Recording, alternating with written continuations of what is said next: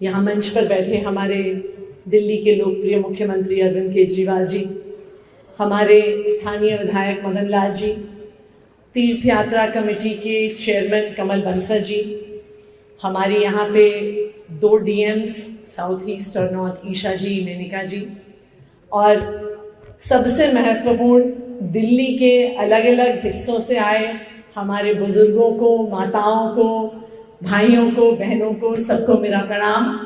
और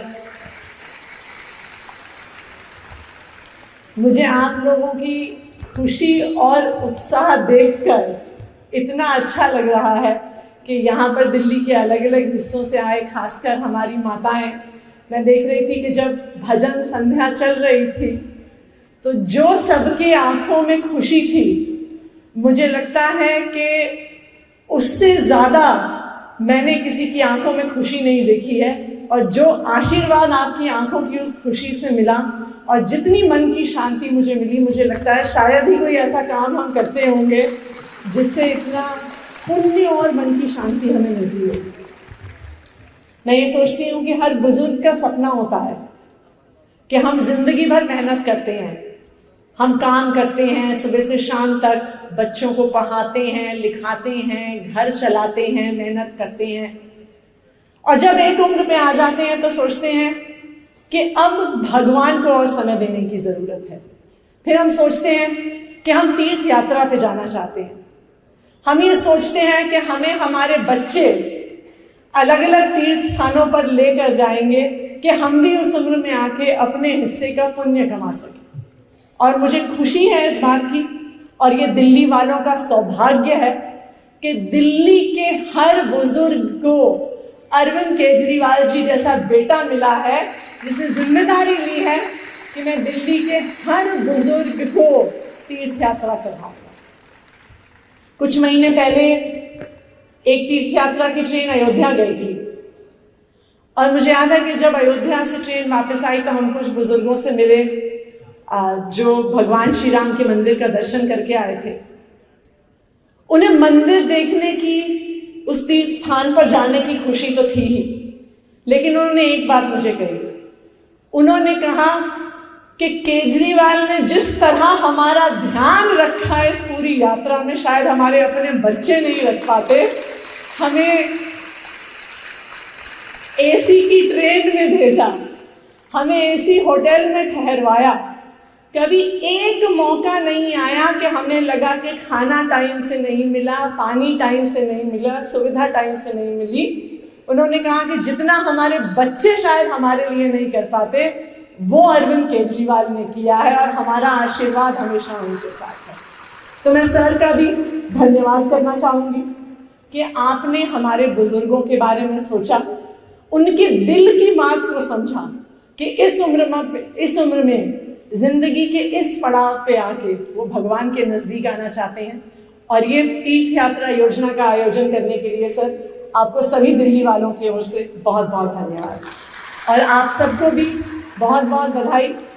हम उम्मीद करते हैं कि जब आप द्वारकाधीश जाएंगे तो ना सिर्फ अपने और अपने परिवार के लिए, बल्कि सभी दिल्ली वालों के लिए सुख, समृद्धि और अच्छे स्वास्थ्य की कामना करके आएंगे। धन्यवाद। आज आप लोग द्वारकाधीश जा रहे हैं तीर्थ यात्रा करने के लिए, ये बहुत अच्छी बात है। आप सब लोग बड़े सौभाग्यशाली हैं कि आप लोगों को तीर्थ यात्रा, इतनी लंबी तीर्थ यात्रा करने का मौका मिल रहा है। और मैं भी देख रहा था आप लोग कितने खुश हैं। और जब ये भजन चल रहा था तो कुछ बुजुर्ग महिलाएं, एक तो बहुत ही यहाँ पे सामने बहुत बुजुर्ग महिला और कई और लोग भजन के ऊपर नाच रहे थे और बिल्कुल मगन थे। भगवान करे आपकी यात्रा बहुत बहुत शुभ हो और भगवान के अच्छे से दर्शन करके आना आप सब लोग मिलके। हमने 2-3 साल पहले ये तीर्थ यात्रा योजना शुरू की थी।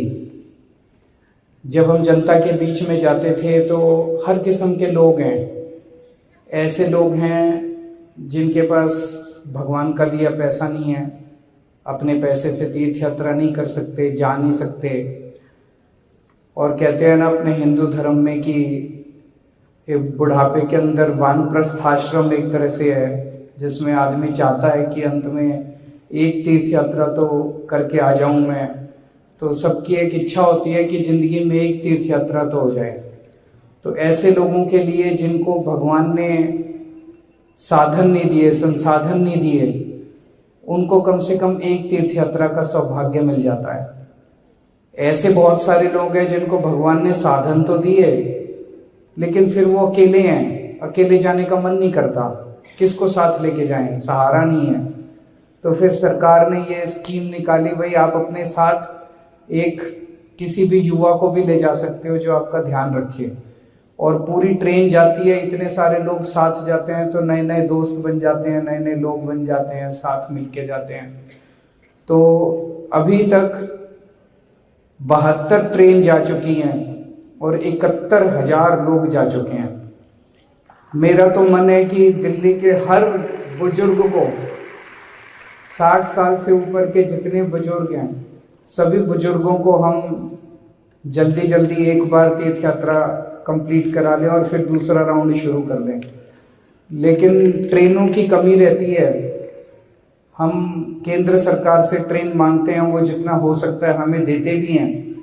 पर मैं अपने सरकार में कोशिश करेंगे हम लोग कि आसपास के जो इलाके हैं, कम से कम मुझे लगता है अयोध्या जी तक तो हम बसों में भी कर सकते हैं इंतजाम, बसों का इंतजाम कर सकते हैं, ताकि बसों में कोई कमी नहीं होगी। हम अच्छी AC लग्जरी वाली बसेस शुरू कर देंगे आप लोगों के लिए, ताकि आप हरिद्वार, ऋषिकेश, मथुरा, वृंदावन, अयोध्या, इन आसपास के इलाकों में तो कम से कम बसों में भी हम लोगों को, खूब सारे लोगों को भेज सकते हैं, ताकि ज़्यादा से ज़्यादा लोग तीर्थ यात्रा कर सकें।